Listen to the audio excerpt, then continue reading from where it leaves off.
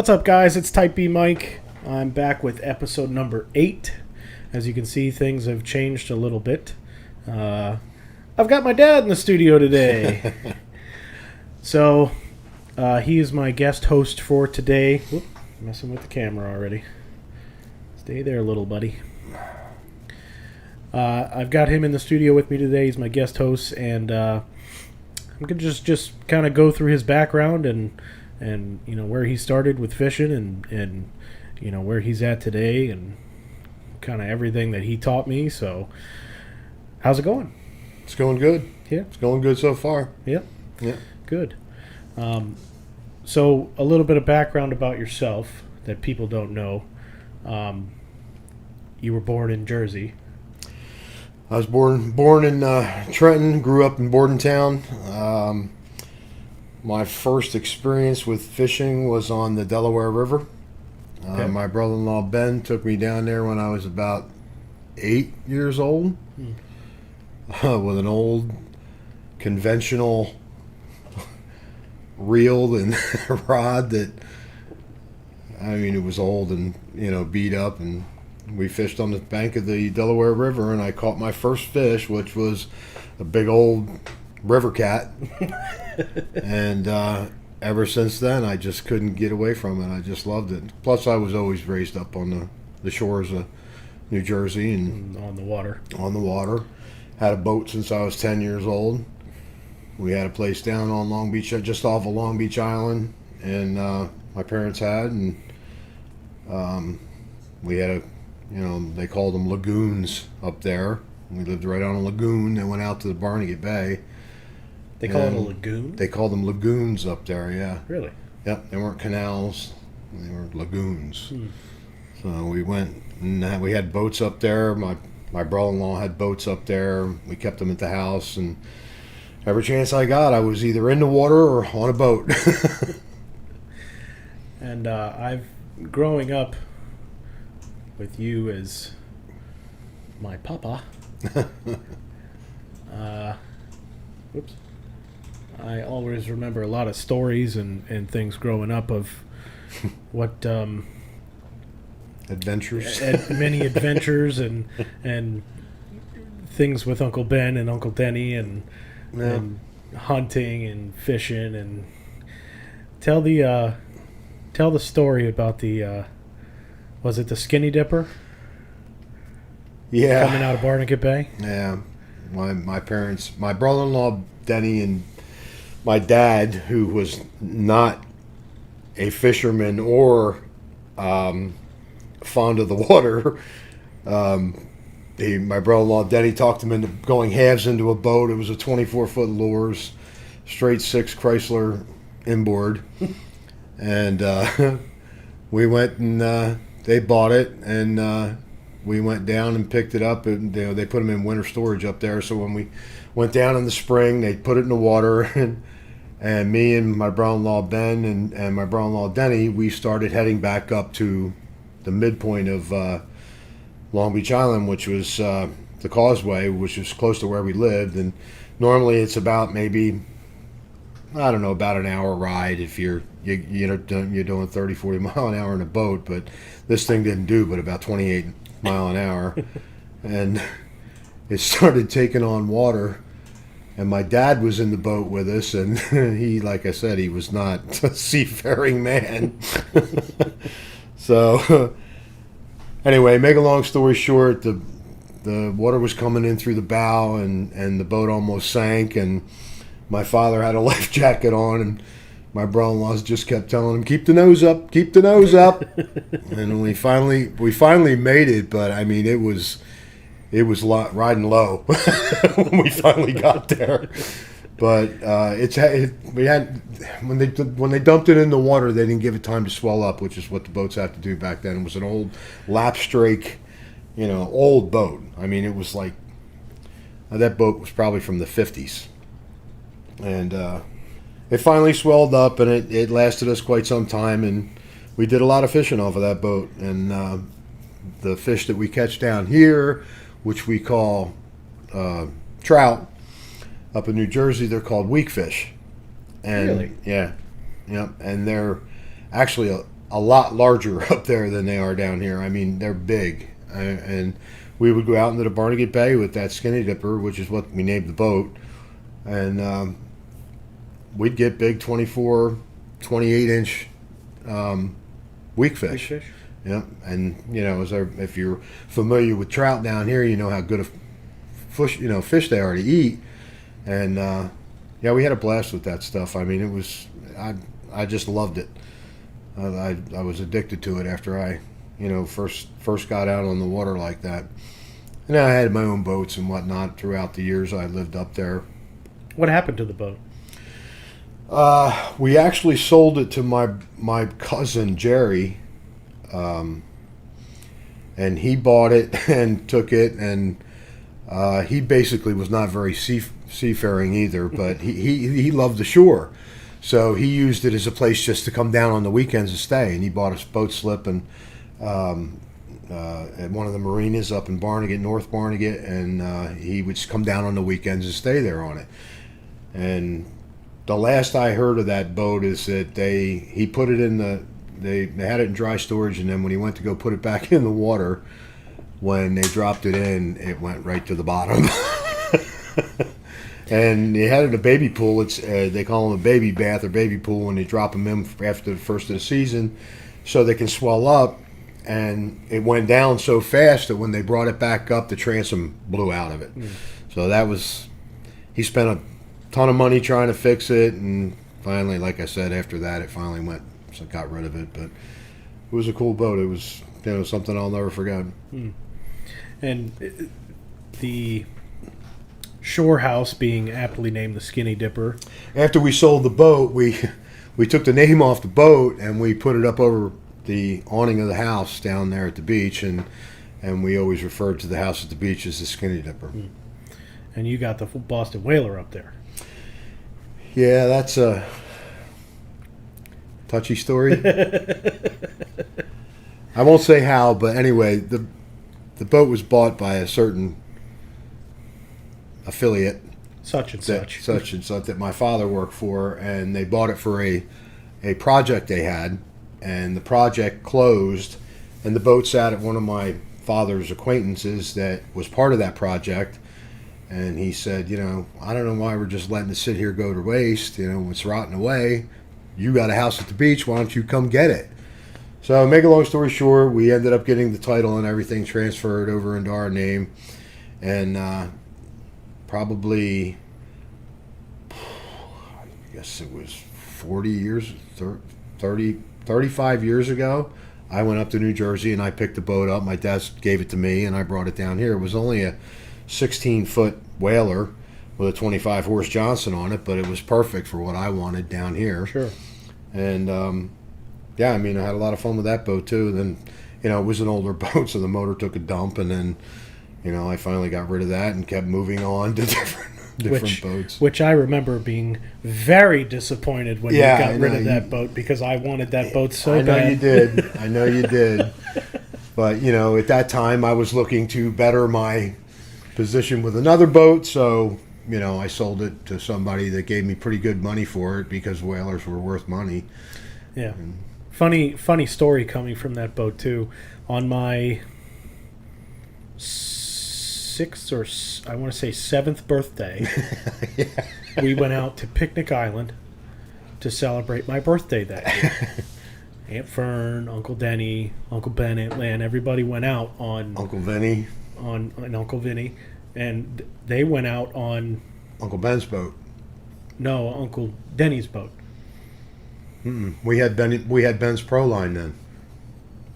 We did? Yeah, I was driving the Pro Line because I had it at that point.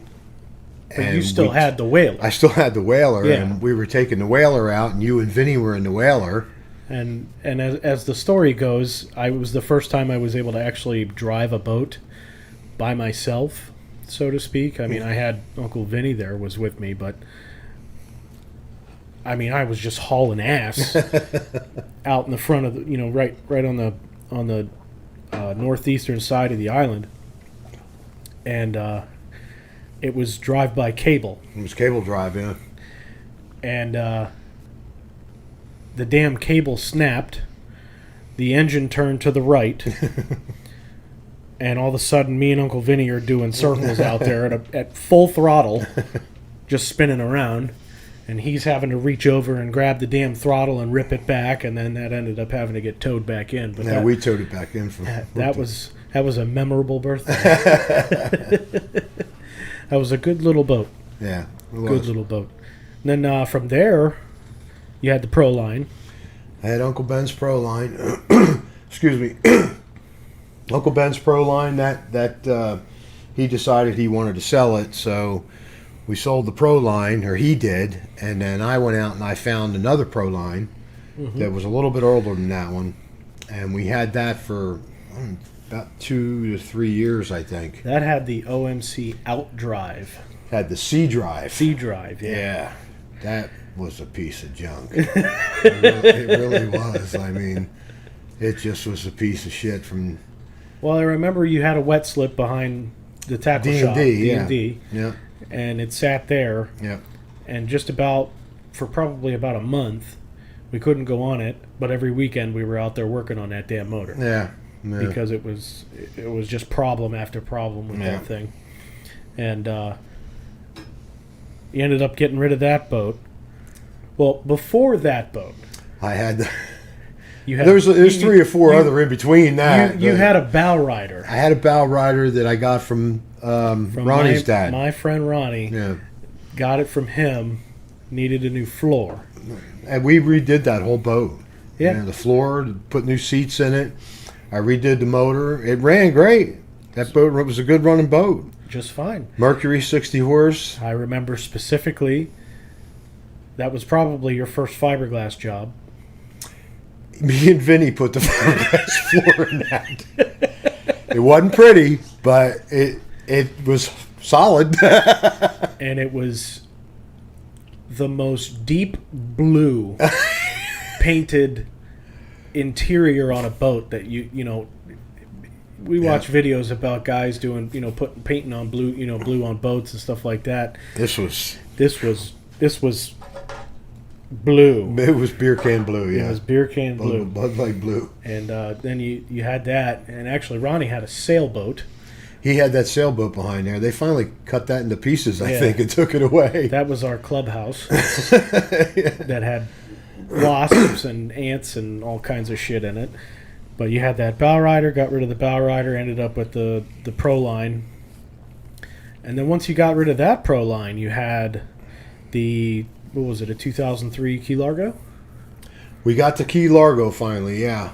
That was only a 17-footer, but it was perfect. It was a good little boat. Yeah. You couldn't take more than 2 people on it, but I mean you could, but it was hard to fish off. 2 and me.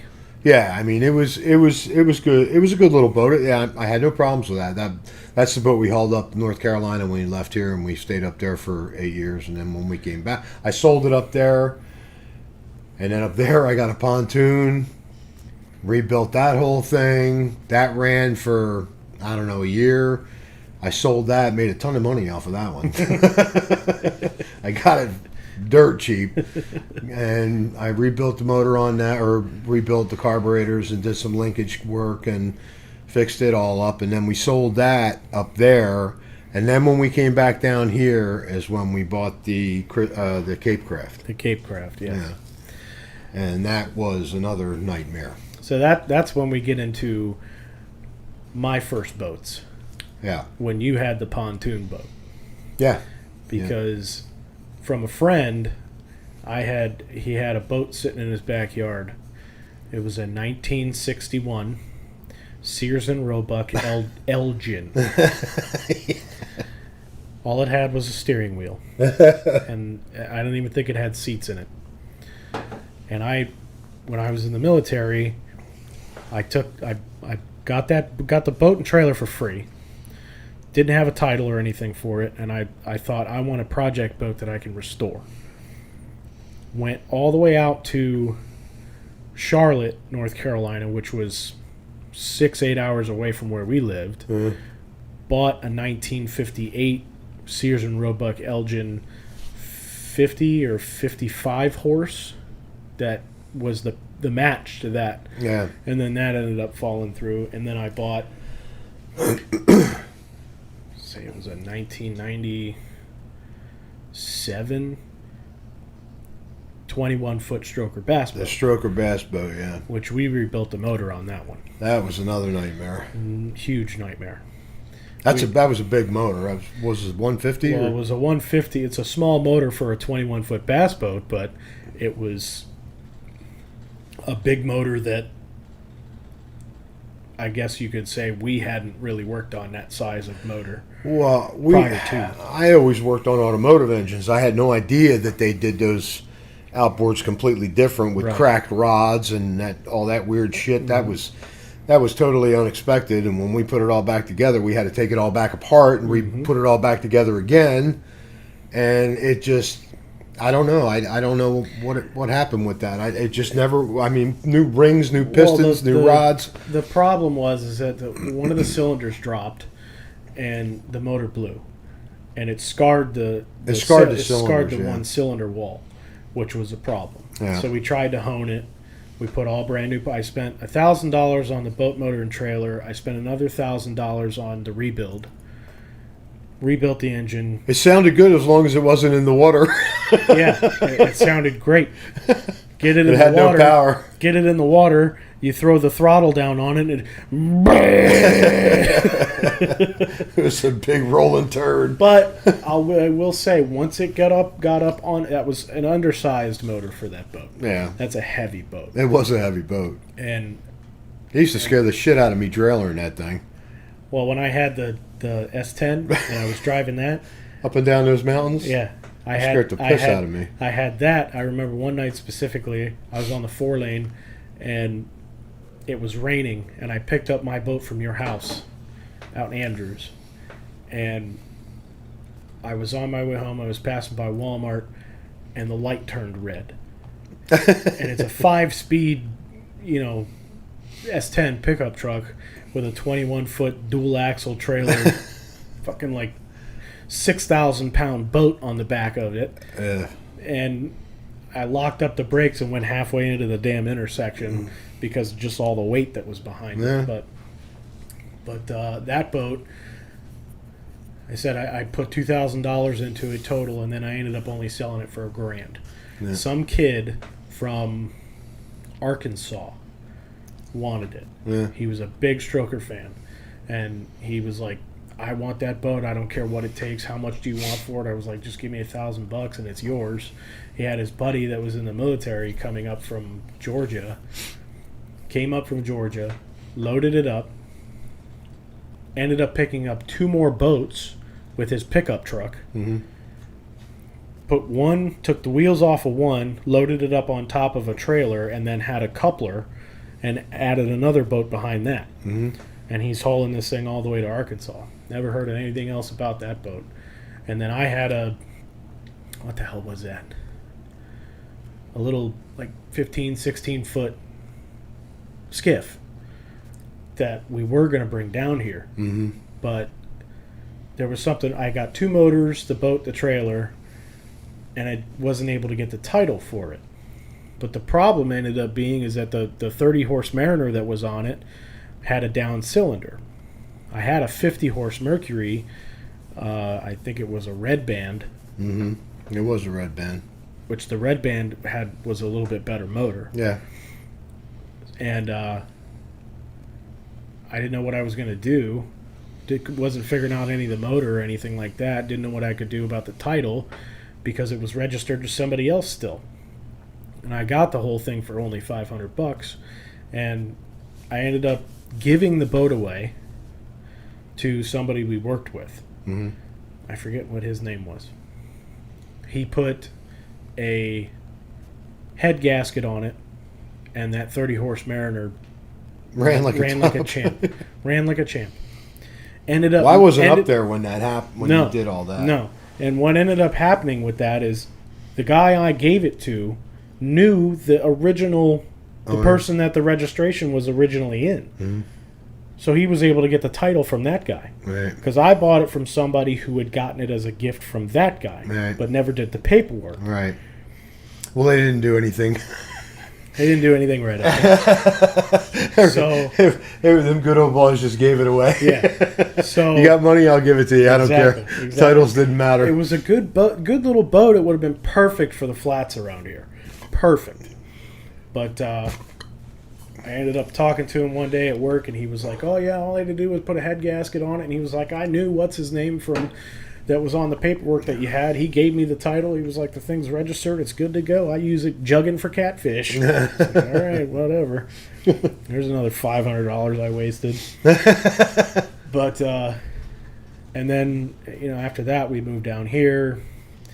Yada yada yada.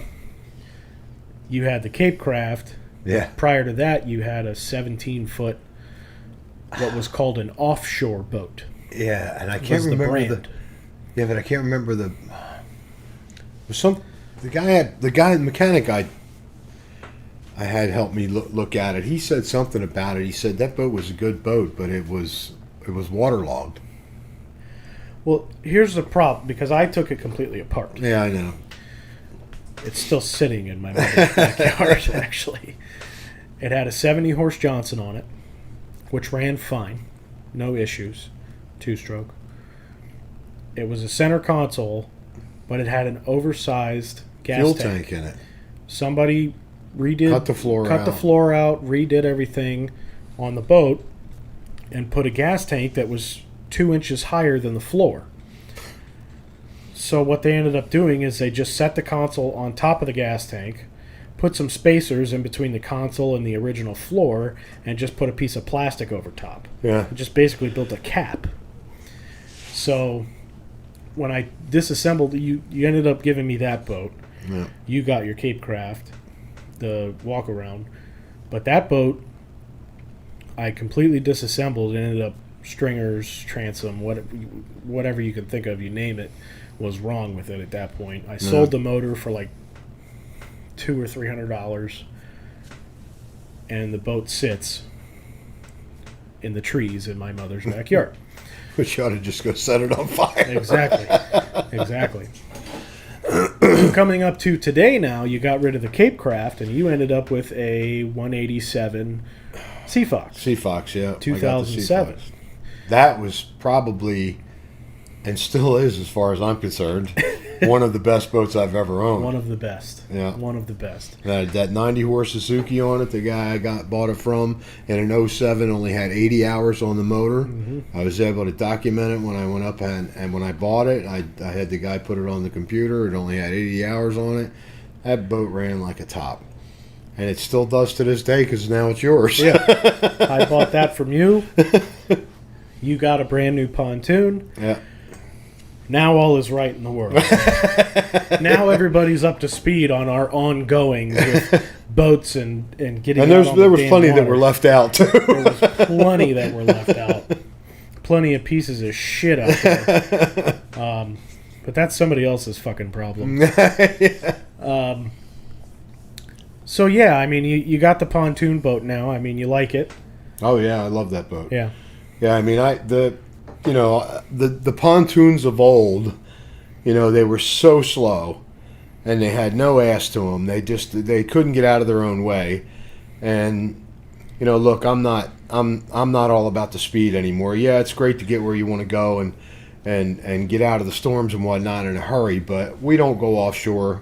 We really didn't much hardly to begin with, except when we had the 21 Pro lines. We'd go out to the Edison Reef and stuff like that, but I mean, Mom and I, we like going into back bays and go fishing, and this boat's perfect. I mean, it's perfect for what we want. It's got the 90 Mercury on it. I was a little apprehensive on how fast it would go, but I didn't want to spend the extra $5,000 to go. Or actually, if I went up to the 21 or 22 foot, it was going to cost another $10,000, and I didn't want to spend that kind of money for another 2 feet and to go up to a 115 or a 150. Which, with a 115 and the extra 2 feet, you probably would be about where you're at now, as far as speed and weight, power to weight ratio. Right, it'd be about the same. If you had the $150 on there, it would have gone. It would have got. But like I said, I mean, it does 32 mile an hour with the 90 on it. Right. Which I'm not hateful with that. I mean, the Sea Fox, that does what, 42, 45 now? I'm somewhere between 40 and 45, I think. I was going to say, because we used to be able to boogie right along with that, but, once again, you can't do that flat out all the time if you're in a little bit of chop because it beats the shit out of you. Right. Whereas the pontoon just rolls with everything. It's got those big comfy big comfy seats on it, the captain's chair and the lounges and plenty of fishing room, and it's the DLX model, which is the fishing edition. The fishing barge, yeah. I've got 2 live wells on it. I mean, I can't complain. It's just perfect for what we want. Exactly. And, being that I was able and fortunate enough to be able to buy the Sea Fox from you, that's perfect for me. It is. Now, it's a little high as far as, because when I look at it, I'm looking at it from, standing next to it, not on the water. On the water, it's great. Yeah. When you're standing next to it, what I eventually would like to do when this boat is retired or something else happens or something like that is possibly get into another skiff, right? Like a Carolina skiff or some kind of a tri-hull or something like that. The only thing I didn't like about the Sea Fox was the T-tops are great, but but they're not. I mean, you can't really get out of the sun with those. Right. And the bad thing about the Sea Fox is the only thing I had a problem with was the seat at the console, which was a cooler seat. It was too low, And when you go to look, if you want to sit down and drive, you can't. You got to stand up to drive, and that can be hard on your ankles and your knees. And oh yeah, I know. Yeah. They did make that box that you could buy. But that's not cheap either. Them things are like box? The aluminum box that you could put that seat on. There was yeah. You could, but if you're going to spend the money for that, you might as well spend the extra money and just get a leaning post. Leaning post, yeah, that was the other option. A cooler underneath of it, maybe a little bit large, not too large, but a little bit maybe larger one where you've got a little bit of a bait station or something on the back side. On the back side of it, where you can put some tackle and shit like that, because they're as nice as the boat is for a 2007, there's not a lot of storage on it. No. It's very simplistic. You've got the main thing and the main hatch in the front, but the problem with that is now I've got the trolling motor, which takes 3 batteries plus the charger and all the wiring and everything, and that takes up that whole hatch. That's completely filled now. Right. So, that's out of the question at this point. And you've got you've got a cooler in the front, a cooler underneath the seat behind the helm. The cooler under the seat is mostly we use for dry storage, and then you've got the one hatch in the back, which is a wet hatch that has a drain on it, and then you've got another hatch for your live well, and that's pretty much it. There's everything. It's a basic fishing boat. It's very basic fishing boat, but it works. Yeah, it does what I needed to do. If I wanted to do some upgrading here and there, I could. Yeah. And it's a good, solid. I'd say it's my first good boat. Mm-hmm. The rest of them have all been junk. Yeah, I mean, we've all been through that. I mean, anybody that's owned boats, the old saying, a boat's nothing more than a hole in the water you pour money into. Yep. And the other one, what's the other saying? Break out another 1,000. Yep. I mean, it's true. But I will say this: if you are one of those types of people that you are just going to haul your boat down to the ramp, go out fishing, come back in, and throw it on the trailer and put it in, and park it till the next time you take it out, it is going to be shit within a year. Yeah. It's going to go to shit. Mm-hmm. There's just no two ways about it. If you do not take care of a boat, it will not take care of you. Mm-hmm. That's all there is to it. Mm-hmm. It's a lot like a car. I mean, you take your car down, you wash it yourself or you get it washed. Make sure you keep your oil changed, all that kind of stuff. It's all about making sure you maintain these things because they will just go to junk. I mean, they just fall apart. And that's one thing I always learned. My old man always told me was, make sure that you take care of your stuff. Yeah. You take care of your junk. You don't let it turn into junk. Right. You know what I mean? And so that's what I've always done with my boats. Some of the boats that I got were not in the best of condition to begin with, but I tried to get the best out of them as I could. But at least get your money's worth. At least try to get your money's worth. And then, like I said, flushing the motor and washing it off and getting all the salt off of them and making sure you just don't let them sit there in the sun, especially down here in Florida. I mean, good God, the sun will eat up everything in a matter of months. Mm-hmm. And, like I said, with buying this new boat, we spent, me and Mom looked for 2 years before we decided on what we finally wanted to get, because we knew this is going to be the last boat of my life. I'm no young chicken anymore, so it's it. This was going to be it, and it was for the comfort and not only the comfort, but for the fishability, being able to fish on it, and longevity too. And longevity, yeah. That's why we bought which is the only boat I've ever bought that was brand new. Yeah. I've never had a brand new boat, and this was the first one, and it was probably, I'm pretty sure it's going to be the last one, because that'll probably outlast me. But that's because I'll take care of it. Right. Right. I'm not going to let it fall apart. And you've definitely instilled that in me, growing up.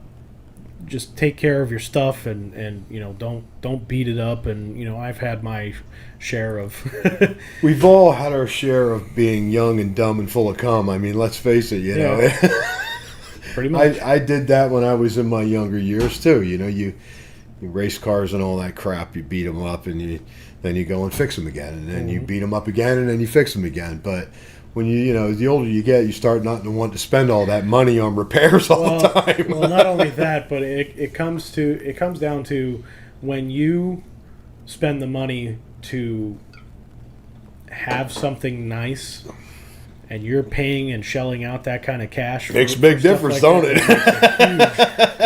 When I buy a truck for $800 that's painted camo, that's got super swampers and a bent axle and a broken fucking driver window, you tend not to really give two shits about it, and you just drive the piss out of it. Well, but when you buy a $60,000 fucking truck, and your truck payments every month are damn near burning a hole in your pocket, you tend to take care of things a little bit better. Oh, absolutely. Yeah, it's a whole lot different when you got to pay for it. Right. So, kind of going into a little bit of the fishing aspect and everything. We just had the hurricane that came through, which devastated Southwest Florida, which is a complete and total just mess, work-wise, personally. That's one of the reasons I'm here with you. Right. Personally, homes have been destroyed, and my personal thoughts and prayers go out to a lot of families out there that just don't have it to be able to rebuild like others do. Yeah. And we hope to be there for them, as far as our work careers go, and do as much as we can for them. But there's only so much that we can do, and we're doing everything that we can as a community to try and help each other out. And good. And family wise too. And family, yeah. Family is we just went up yesterday and took care of Aunt Lynn and Uncle Ben's house, because that broke my heart to see that. Yeah. I mean, not only was our place a shambles, and like I said, that's why we're here with you. But when I walked in their place, I about broke down in tears, because Uncle Ben, that was hard on me. Yeah, and not to bring the subject down, or the mood down, or anything like that, but trying to be real about things. Trying to be real about it, and trying to put that out there. And as far as our fishing and our estuary and everything like that, it, as of right now, it doesn't exist. That's my personal opinion. Now I will not to interrupt, but I will say this: I've heard a lot of ecologists. I think that's the right word. Ecologists, the ecosystem. Yeah. Say that a storm like this can be beneficial to your fishing industry, because the red tide and the green algae that we've been dealing with for how many years now? The last 10 years at least. they say that sometimes a storm like this will wipe clear of those problems that we've dealt with. Start fresh, yeah. Start fresh. Now, whether or not the fishing industry itself or the sport fishing of it will recover quickly or not, that remains to be seen. Well, and it's going to take time. It's going to take a while. Oh, absolutely. It's it's no different than red tide hitting 4 years ago now, where we had that massive fish kill, and we've got this massive amount of water that is constantly being dumped out of Lake O into our rivers and into our ecosystems and creating such havoc and such harmful algae blooms and basically taking brackish water and turning it into fresh water only. I was just fishing out with D-Train a few weeks before the storm. We were out in the river, and I caught a snook, and then I caught a freshwater Mayan cichlid in the same river. Yeah. So, that's okay, cool. I was able to catch two completely different species that were, that are not out of their element. Exactly. Basically. That's fine, but it's not natural. It's not natural to be having this kind of, and not to get on a tangent or anything. I support Captains for Clean Water and CCA and all that stuff, but something has to be done about that. Yeah. Period. There's a reason why there are wetlands out there. There's a reason why, the water has a natural pathway for it to go. You can't just redirect it somewhere else and not think that you're going to create more problems. It's going to create a problem. Right. And these people that are, south of Lake O and going, well, we live out here and stuff. Well, I'm sorry, but you're not supposed to be living out there. Mm-hmm. We're not supposed to build out there. It's not land. It's the Everglades. Right. You live in a damn swamp. Yeah.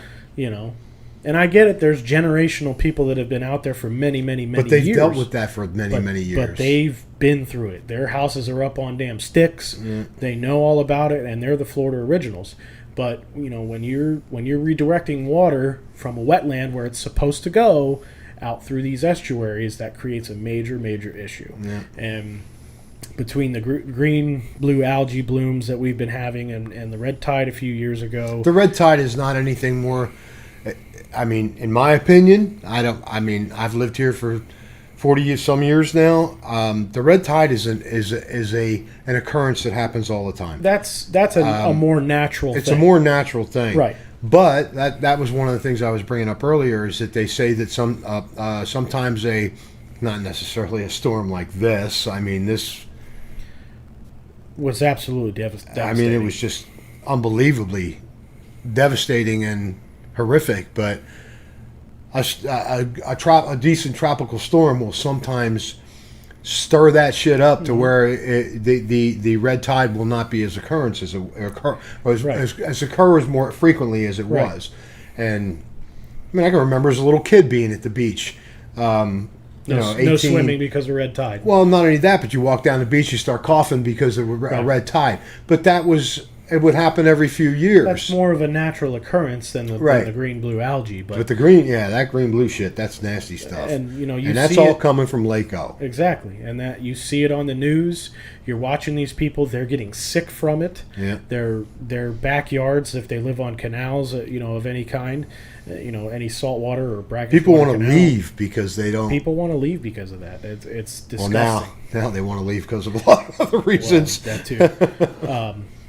But yeah, try to lighten the mood a little bit. I agree with you. I do think that this storm is devastating for the majority, but as far as our fishing and our estuaries and things, it is kind of a blessing in disguise as far as that is concerned. To a certain point, yeah. Exactly.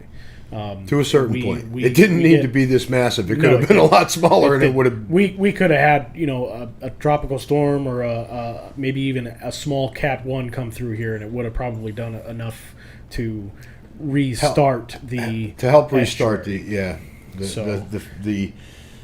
the conditions of the water. Right. Let's put it that way. Right. Yeah. Not to put any of this storm lightly or anything. I don't want to, get any shade on the internet or anything about, you think it's a good. No, it's not a good thing at all. No, it's not a good not thing. Not by any means. It was devastating for a lot of people. 3 of our islands are completely destroyed and leveled. And we have, as far as our careers and our jobs go, we have customers that we know personally on these islands that lost everything. We don't even know where they are. Yeah. Some of them haven't even called in. Fortunately for people that live on the island, they tend to be able to have other places to go. Yeah. A lot of that, it comes down to, whether or not you're wealthy or not. Yeah. And a lot of these people are fortunate enough to be able to afford to rebuild if they choose to do so, or go other places or whatever they want to do. But it's the old timers that have lived down there by the beach, right? Not necessarily and even some on the beach that have been there for 50, 60 years, and they had what they considered a Florida home. Those. A beach house. They're gone. Even some of the big motels, they're all gone. Restaurants. There was that restaurant. And those are the people that really. That's the ones that hurt. Yeah. The ones that have been down here for they've lived all their life on the beach or just off the beach there in Estero, and they got, you see that we've all seen the pictures. The whole country's seen the pictures. I mean, it's just something I never thought I'd ever experience. The worst story that I think that I've heard comes from the lady and I were out one day taking care of some business, and there was a story that came in from a salesman that we were talking to, and there was a elderly man that lived somewhere close to the water. I don't know where exactly, but him and his wife they stayed for the storm. Not necessarily a good idea when you're that close to the water, but a lot of the people that are diehards down here, they think that. I mean, nobody expected. Nobody this. thought this storm was going to be as impactful as it was, and they were trying. From what I understand of the story, they were trying to climb into a damn tree, and the old man, like 80-something years old, was trying to keep his wife's head above the water. And he just wasn't strong enough to do it. And she drowned in his arms, which is absolutely that's one of the worst things. Yeah.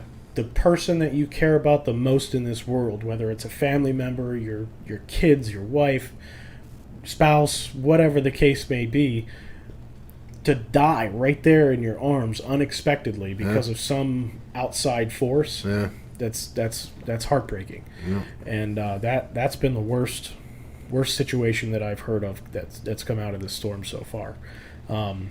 Not to take light of thousands of other situations that have been the same way. No, not at all. We keep hearing them on a daily basis where you like I said, everybody sees it on TV. Yeah, people on the islands that were in their cars that got swept away and drowned because they couldn't get out. People that were trying to get to the second floor and they couldn't get to the second floor, or in the attic and they drowned because they couldn't get out. I mean, it's absolutely heartbreaking to hear these kinds of stories come out.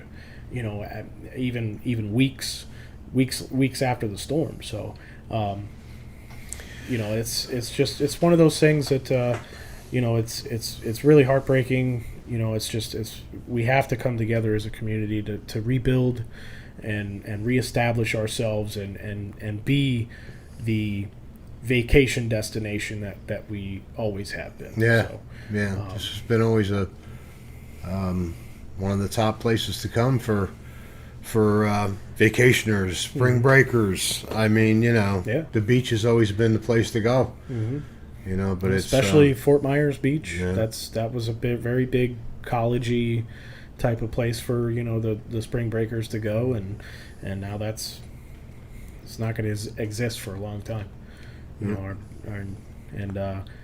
But yeah, to kind of bring it back on a lighter note here. Fishing, hopefully, will start happening soon. They have all of. Hopefully, we can get the boats back in the water. Hopefully, we can get the boats back in the water. Yeah. All the boat ramps in Lee County are completely closed. If you are on the water, you're being questioned as to why you're on the water. Understandable. They don't want people going to the islands and looting and things like that. So hopefully we can get back out on the water soon. And I did hear that Everest Parkway was open. That's in Cape Coral over there on off of Veterans. Off of Veterans, yeah. On the side of Veterans. I mean, it's not the easiest ramp to get in and out of, but no. But the last time I went over the bridge, in or out of Cape Coral, I was looking at it, and they did have Coast Guard set up there, and they had a Cape Coral police officer staged at the entrance. So I don't think you can get in and out of there anymore. Maybe they were only letting certain people in and out I don't know for sure if it was open. I just know that they were putting boats in there. Yeah. It could be just rescue people. Who the hell knows what it was. But I just saw the boat ramp open and I was like, wow, that's kind of weird that that's open already. But especially so soon. Yeah. You know, I mean, even boat ramps that are up as far as, getting into LaBelle are closed because they just don't want people getting out on the water yet. It's heading out. And there's so much shit in the water now. Right. Well, with Charlie, because you knew, I was a youngster at the time. Yeah. But you knew the waters prior to and after. Yeah. And from hearing stories from you, it changed the whole. It changed all the channels. It changed the channels. The channels didn't change. The markers didn't change, but the water did. Right. Where it was supposed to be 6 feet of water, it was 2 feet of water. Right. So I mean, it changes things a lot. So that's the other thing. Right now, we don't know what it's going to be like when we go back out. We have no idea. All the markers are just about completely gone. A lot of the ones out by the barrier islands and everything are all just destroyed. And there's the other problem. You don't know what you're going to run over now. Yeah. If they broke in the water. Yeah. Versus just falling over or something like that, that's going to be a major issue. You're going to see a lot of boats that are going to be in the shop getting repaired because of that. A lot of broken lower units too. But yeah, hopefully we can get back out on the water soon. We can get maybe Navionics will come out and they'll redo our waterways and kind of do their sonar charting and everything like that to see what exactly is going on out there. And hopefully, if there's any luck, I mean, they say that storm was the 5th largest storm to hit the United States. And if Charlie, did as much damage as it did with our waterways and changing things around the way that it did, I can't imagine what this storm was going to be, because this storm is damn near twice the size of Charlie. Yeah. And it was massive. So I mean, we'd like to be able to get back out there and catch some snooks, some slots, and hopefully, if we can get back out on the water, the FWC has finally come to a decision or an agreement that we can start keeping them fish out there too, because be nice. I mean, haven't had a good piece of snook in a long time. But just kind of wrap this up a little bit. Everybody's just to kind of re-mention everything. This is my dad. Known him all my life, and I should hope so. he taught me everything about fishing, and he's my inspiration for doing what I do, in my life and doing the things that I do with fishing and boating and cars and whatever the hell I do in my life. So Pop, I appreciate that. Pop, thank you for coming on. Not a problem. And maybe we'll do another episode soon. But until then, everybody check me out. Typb Mike, Typb Mike, socials, Instagram, Facebook, all that happy horse shit. You can check out all of the previous episodes on our website, tackleyourpersonalbest.com, or you can also go to pb-410.com. Same thing, takes you to the same website. It's got all of our episodes 1 through 7 on there. Number 8 will be up there soon, and we'll catch you guys next time.